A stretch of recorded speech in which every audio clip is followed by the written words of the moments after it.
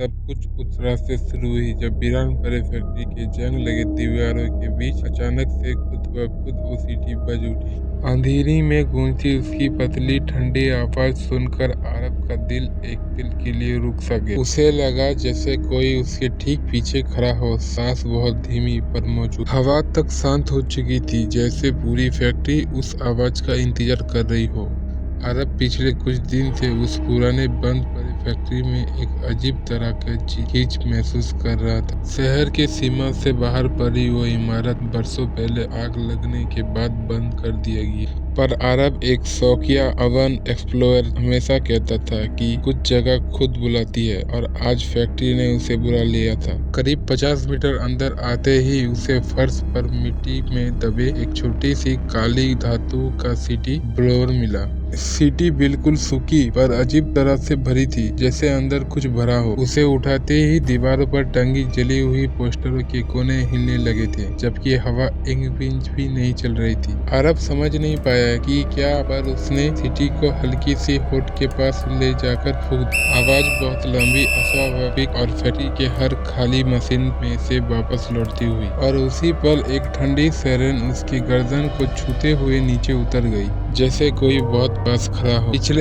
एक हफ्ते से अरब इस फैक्ट्री के बारे में जानने के लिए कोशिश कर रहा था। सिर्फ नील का नाम मिला था, फैक्ट्री का वो नाइट वॉचमैन जो आगे रात आखिरी बार यहाँ दिखा गया था। लोग कहते हैं कि वो आग में फंस गया था, पर उसकी लाश कभी नहीं मिली। के कारण भी कभी पता नहीं चला। रिपोर्ट बस एक ही बात पे खत्म होती थी, स्थान बहुत जख्मपूर्ण, प्रवेश वर्जित। पर अरब को लगता था कि नील अभी भी वहीं कहीं मौजूद है। ये काम से काम उसकी कहानी किसी की चाल सुनाई दे रही थी, बहुत धीमी, जैसे कोई उसकी कदम का नकल कर रहा हो। हर कदम के बाद एक और कदम, हर सांस के बाद एक और सांस। मशीनों की लंबी परछाई दीवारों पर अजीब आकारों में टूटने लगी। अरब ने पीछे मुड़कर देखने की हिम्मत की, और वहाँ सिर्फ खालीपन था। टीवी हवा में एक अजीब गंध भर गई, जली हुई रबर और किसी की पुरानी वर्दी की पसीने जैसी। सीटी उसकी उंगलियों से थोड़ी गर्म होने लगी। उसे याद आया, लोग कहते थे कि नील हर रात फैक्ट्री के चक्कर लगाते समय ये सीटी इस्तेमाल करता था। कैसी परेशानी, कैसी चोरी,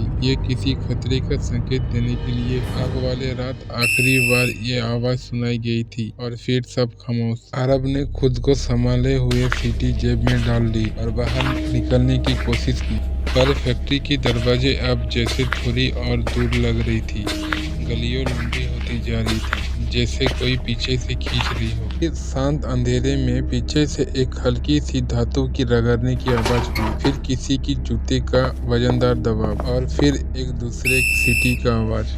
एकदम वही सुर, वही लंबाई, वही आवाज कंफर्म। पर इस बार अरब ने आवाज नहीं बचाया। उसने बिना पीछे देखे तेजी से बाहर की ओर भागने की कोशिश की, लेकिन फैक्ट्री की खुले आंच के पास हवा अचानक बहुत भारी हो गई, जैसे कोई पूरा का पूरा शरीर उसके रास्ते में खड़ा हो। और बाहर पहुंचा, सांसें तेज, कपड़े मिट्टी से भरे, कहीं भी कोई नहीं था। सड़क सुनसान, हवा तक स्थिर, पर रखी उसकी जेब में सीटी अब ठंडी हो चुकी थी, असामान्य रूप से ठंडी। कोई बर्फीले हाथों ने अभी अभी उसे पकड़ा हो। अगली सुबह अरब ने फैसला किया कि वो सीटी फैक्ट्री में वापस छोड़ देगा। जैसे ही उसने जेब टटोली, सीटी गायब थी, पर एक चीज बची थी, उसकी शर्ट की जेब के अंदर जली हुई राख जैसी एक काली निशान। और रात होते ही वो सीटी उसकी खिड़की के बाहर फिर से बजने लगी।